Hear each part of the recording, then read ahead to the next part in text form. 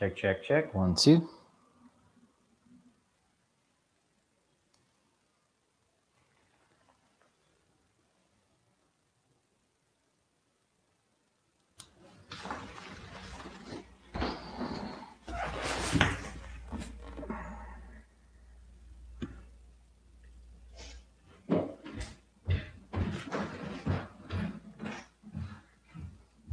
Hey, hey.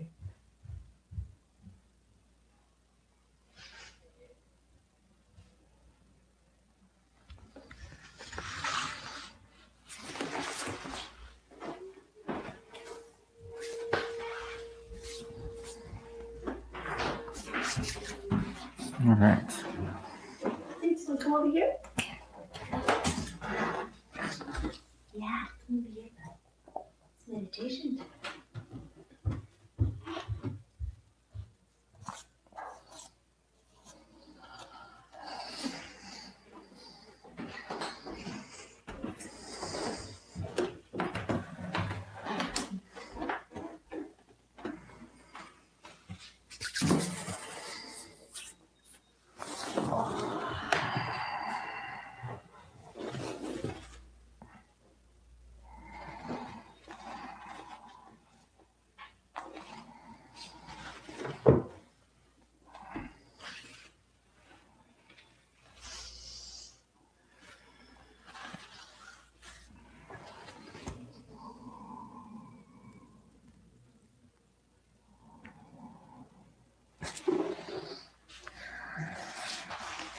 Hello and welcome.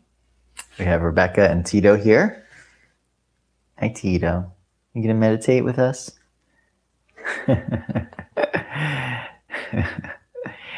So we started talking about Santosha as contentment with the path that lies ahead, contentment with the journey or our karma and the challenges that we must face in order to carry out our dharma or life's purpose, or just literally to live on purpose.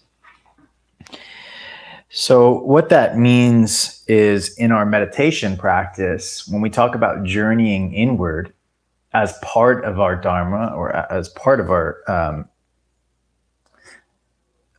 I would say our, what's the word I'm looking for?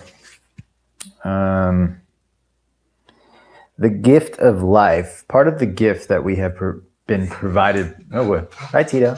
Oh, Tito, you can't bark now. We have to meditate. Come here, bud. Come lay down. So let me explain the distractions of the mind.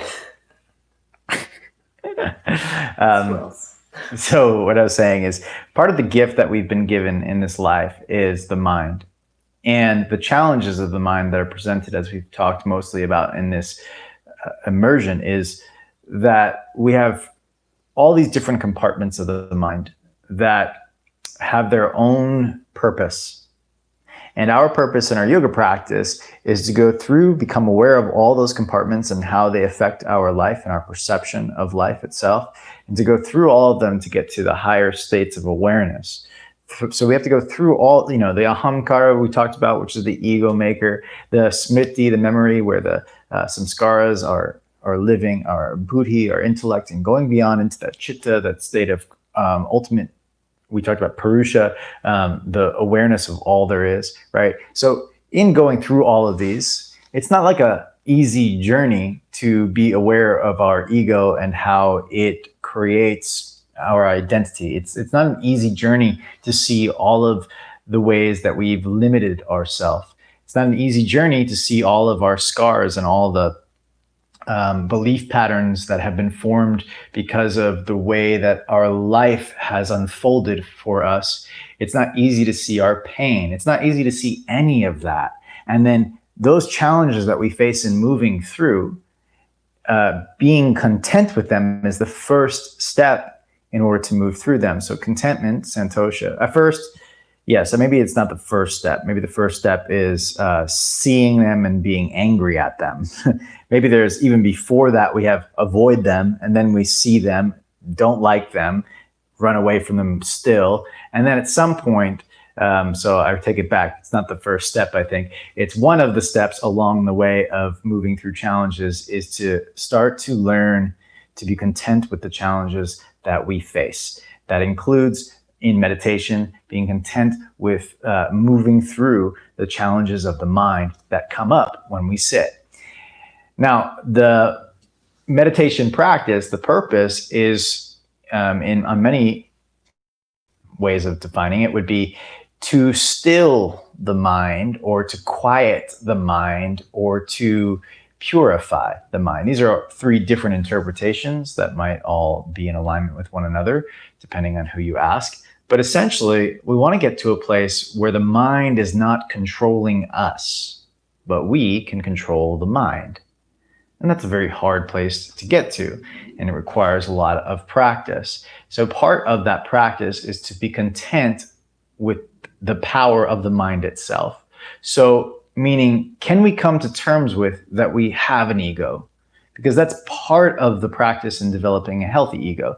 If we pretend that we don't have this thing that's constantly forming an identity that's limiting ourselves, identity with our work life, our family life, our society, if we pretend that that doesn't exist, then of course it's going to get stronger and stronger. But if we recognize that it exists, and a lot of times, if we also recognize that it doesn't necessarily serve us in all situations, then we have the power to control it. Same thing with the part of our smriti, our memory. If we recognize that we've got this compartment of the mind that stores information, then we can start to select more clearly which information is being stored. Because right now, what happens is information gets stored based on our lifetime of experiences. From what we know of neuroscience, is the brain actually looks for like and dislike circumstances and then stores that information. So if you've got a pattern already that exists in the mind, it's going to continue to find more similar patterns just like that one, and then it's going to store that as what reality is. And that's what we want to get away from, the limiting storage of reality into the smriti, because then we limit our perception and our understanding of all of life from that. Okay, so santosha is the idea, to be content with the challenges that we face. And we're going to be trying to be content with the challenges we face when we sit in meditation. And what might come up is body discomfort. And what might come up is that we get fearful of what we might see when we quiet the mind. We're fearful of the path ahead, of what it will take in order to gain control of the different compartments of the mind.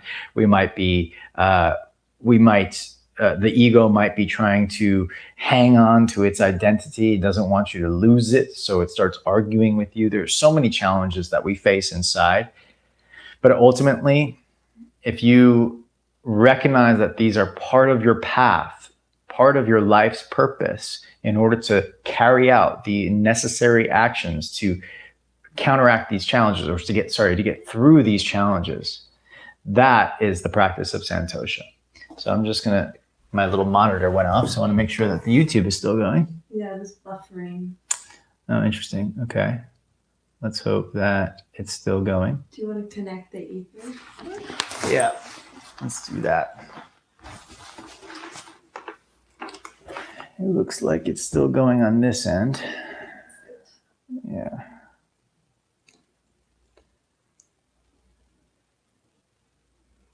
That should help that side. This side, on the other hand, because it's connected to the wrong network. Sorry, everybody. We'll get started with the meditation practice in a moment. I just want to make sure this helps me to see if the connection gets cut out on your end. And if it goes off, then I have to be worried. Okay, here we go. Let's get back to the...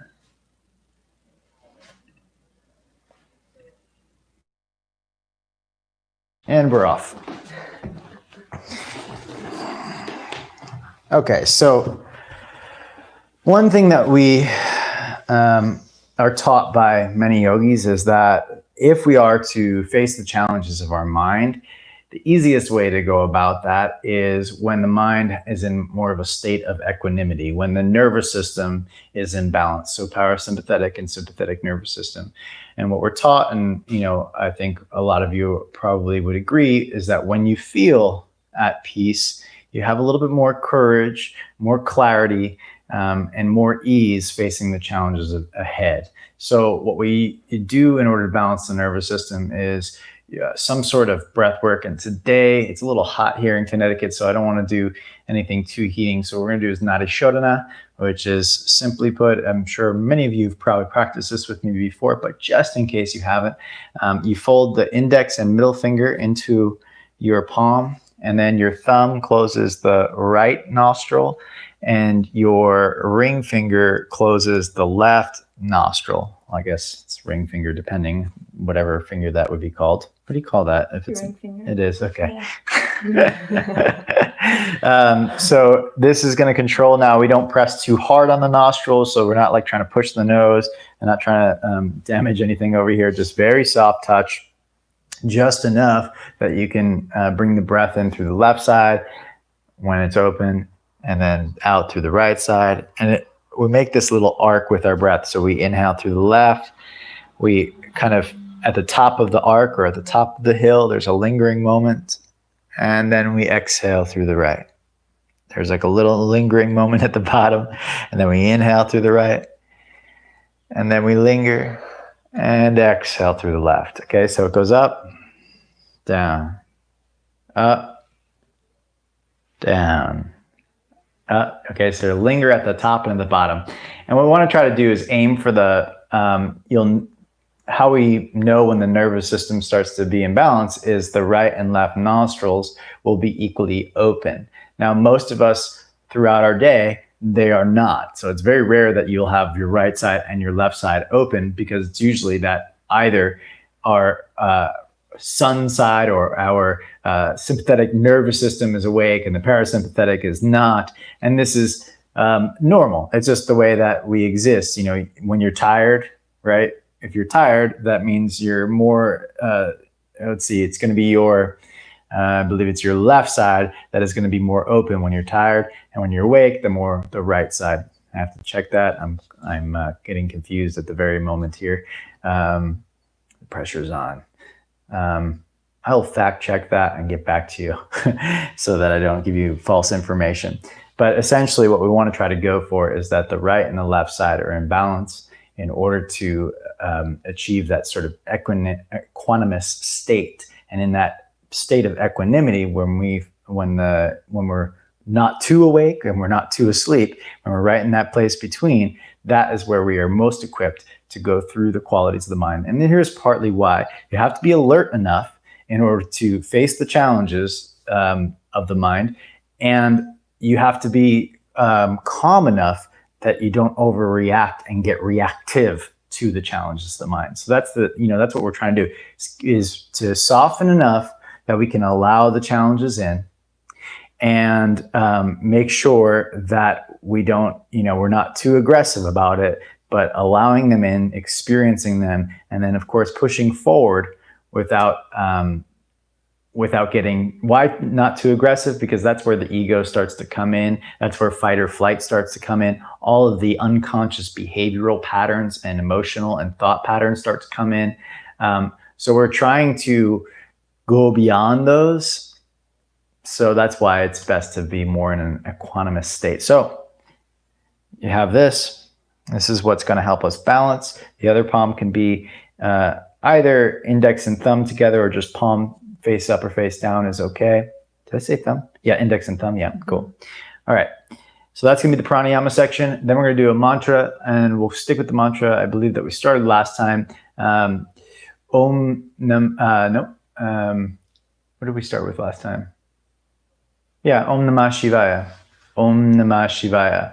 Om Namah Shivaya. We did that one when I was enjoying the outdoor weather and listening to my chickens behind me. And I was thinking, okay, Om Namah Shivaya. Because what happens, Om Namah Shivaya, is to anchor the mind into the now, into the present, into the stillness of all there is. And what it helps us with is when you've got these distractions of the senses, whether it's your ears or whether it's the scent of smell, some beautiful, maybe somebody's cooking next door and suddenly the mind gets pulled in this way. Om Namah Shivaya is the anchor that brings the mind back. And so I felt it was kind of ironic. I've got these chickens digging in the forest. I don't know if you could hear it last time, but I'm like, okay, Om Namah Shivaya, this is the perfect mantra for this, to kind of anchor myself back into the stillness, the awareness of all there is.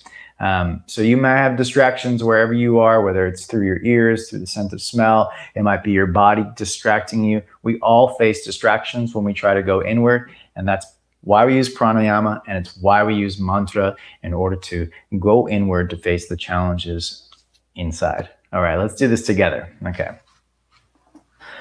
Find your relatively comfortable seat, or efficient seat, I would say. And Rebecca and I have chose to sit in a block called Virasana. You might choose to sit cross-legged on a blanket, or if neither of those work, I always recommend just sit up on a chair with your feet firmly planted on the ground, and your back not on the backrest, so that you can be upright without feeling like you're going to fall asleep. Okay, so upright is important. Adjust your seat any amount that you need. Work through the different seated postures. If your body is, yes, it will be, of course, effortful to sit in an efficient seat for your body. It requires muscular engagement, but we want it to be the minimum. Okay, so once you've settled into your seat, your posture, let's start with micro adjustments of the body.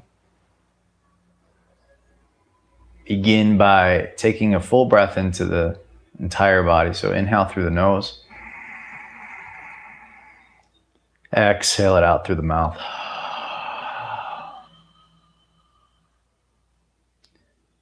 Bring your attention into your thigh bones, the tops of your thighs where they meet the pelvis. And see if you can allow the tops of your thigh bones to become heavy to the earth, grounding downward. And let that weight of your thigh bones that grounds you downward, let it relax the muscles of the lower legs and all the way down into the feet.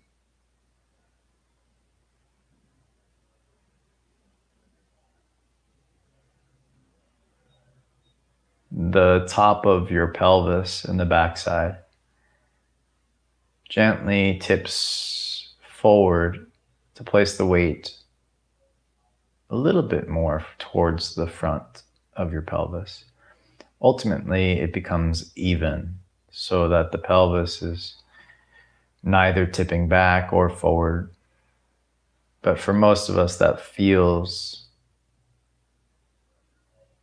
like a significant lean forward. We want to lean forward just enough with the pelvis that you feel an arch in the low back begins to form. This is the natural curve of the low back. It's to be a back bend. So we form that natural curve in the low back by letting the belly soften and move forward. So the low back gently nudges forward towards the front of the thighs, and the low back muscles start to gently engage. We call this toning, when the muscle is just engaged enough to hold the shape, muscle tone. And bring your attention up the low back into the base of your rib cage. Breathe. So it's like the bottom of your heart area. Breathe into the bottom of your heart and the backside.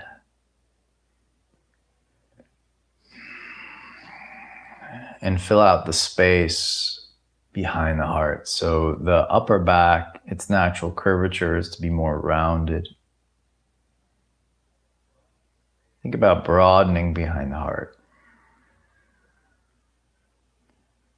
Now, when we gently round the upper back, the head tends to move forward and the shoulders tend to roll forward. So let's start with the shoulders. First, walk your hands back a little bit if they're on your thighs and lift the shoulders slightly up and then move them back enough so that once you relax your shoulders again, the shoulder blades rest on your back rather than resting forward towards your chest. Let the shoulder blades rest on your back so the collarbones stay open. Now lift the back of your skull up and bring the throat, the sides of your throat back over the pelvis so that the top of your skull is directly over the base of your pelvis.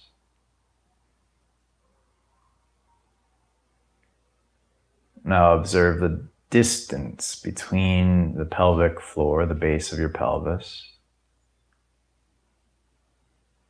up through the crown of the head.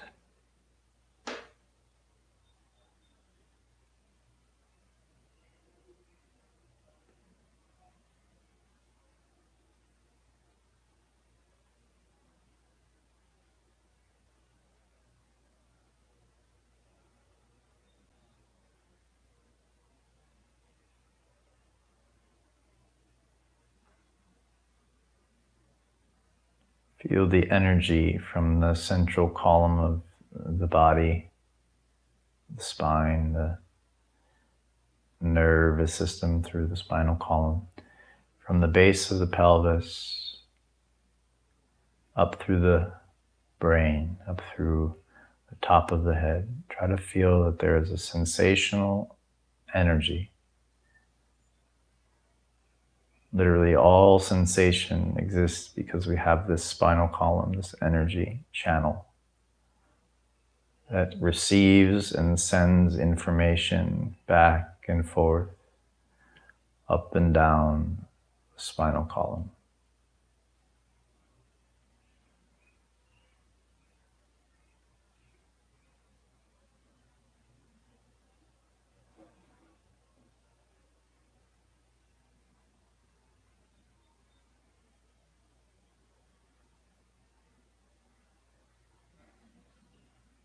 And let's now start the sound of Ujjayi breath, which is a gentle whisper through the nose by constricting the throat muscles ever so slightly. You create a whisper.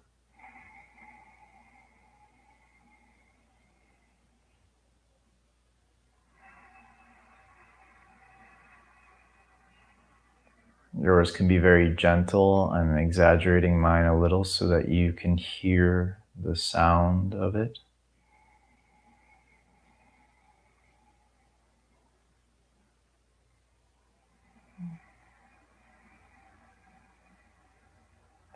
Let it be subtle, just barely able to hear that whisper for yourself.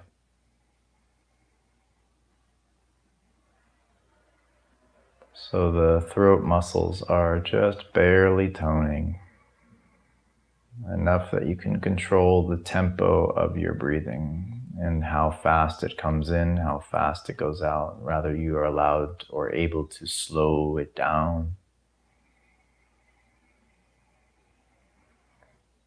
in order to calm the nervous system.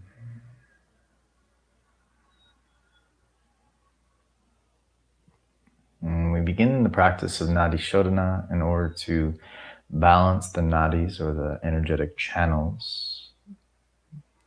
And we take the index and middle finger of the right palm and fold it into our hand. And we'll use the ring finger and the thumb of the right hand. Starting with the thumb, place it over your right nostril and gently inhale through the left. Linger at the top of the breath and then gently exhale through the right.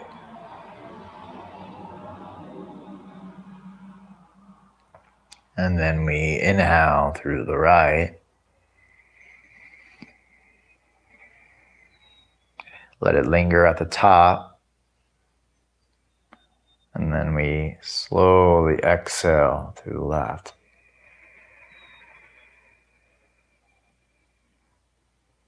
Let it linger at the bottom. And then it's a slow inhale through the left. Let it linger at the top. And it's a slow exhale through the right. I'm going to ask you to continue this without me. Just continuing on, remembering to linger between the breaths.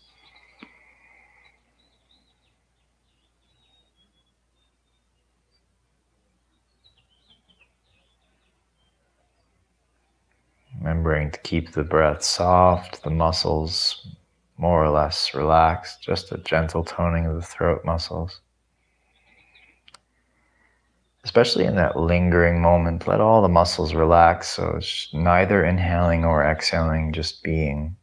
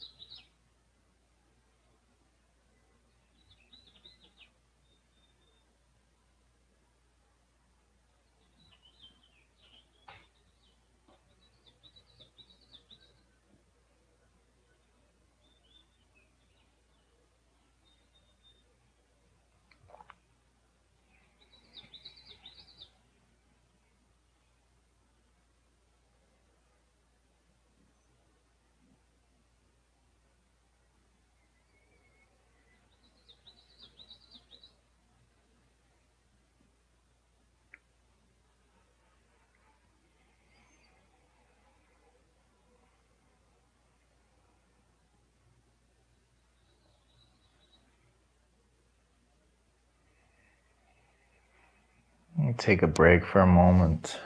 Let the palm come down. Let the breath move through both sides of the nostrils. And try and feel the energetic body. Or maybe a more practical way of saying it is just try to feel the energy of your body.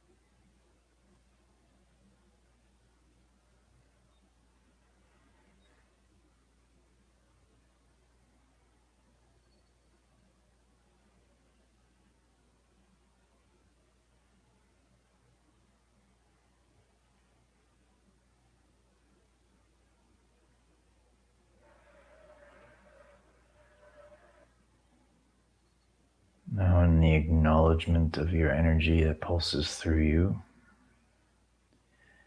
we attempt to continue our one more round of Nadi Shodhana in order to help balance the nervous system. So placing the index and middle finger into your palm, the thumb goes over your nostril, and when you're ready, we continue the inhale through the left. Linger. And the exhale through the right. Linger. And the inhale.